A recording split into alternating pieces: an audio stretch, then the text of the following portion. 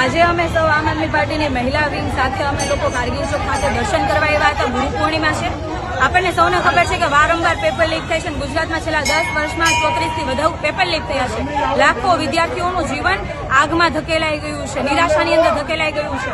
ત્યારે આજે અમે એ લોકોને સદબુદ્ધિ મળે ને હમણાં ગઈ 20 તારીખે એટલે કે 8 દિવસ પહેલા પેપર લીક થયું BAMS નું અને આજ દિન સુધી એમાં કોઈ કાર્યવાહી નથી કરવામાં આવી.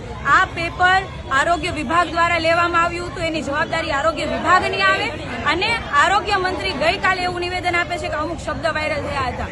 12 માંથી 11 પ્રશ્ન વાયરલ થાય છે.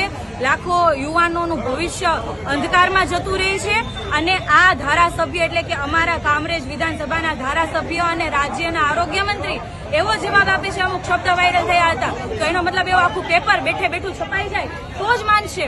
બાકી 12 માંથી 11 પ્રશ્ન લીક થયા તો લીક નથી થયા કેવા હતા. શરમ આવવી જોઈએ. શરમ કે પેપર લીક થયા પછી એમાં કડક આદેશો આપવા પડે અને જે લોકોએ પેપર લીક કર્યું છે એમના વિરુદ્ધ કાયદેસરની કાર્યવાહી કરવામાં આવે. છેલ્લા 10 વર્ષમાં શું કાર્યવાહી કરી પેપર લીક ના થાય એના માટેના તમારી ભાજપ સરકારે શું આયોજનો કર્યા? દર વખતે પેપર લીક થાય. 10 વર્ષમાં 34 પેપર લીક થવા કઈ નાની વાત નથી. આમાં સામાન્ય માણસ શું કરે? પણ આ તો તમારી પાસે બી શું બોલીને ફાયદો છે? કારણ કે તમે પોતે 4 કરોડના ફ્લેટમાં રહ્યો, 2 કરોડના કાર્યાલયની અંદર બેસો અને તમારો દીકરો તો વિદેશમાં ભણે. તો ગુજરાતના સામાન્ય લોકો માટે તમે શું કરવાના? પેપર જ ફોડવાના? તમારા કમલમને તમારા ઘર જ ભરવાના?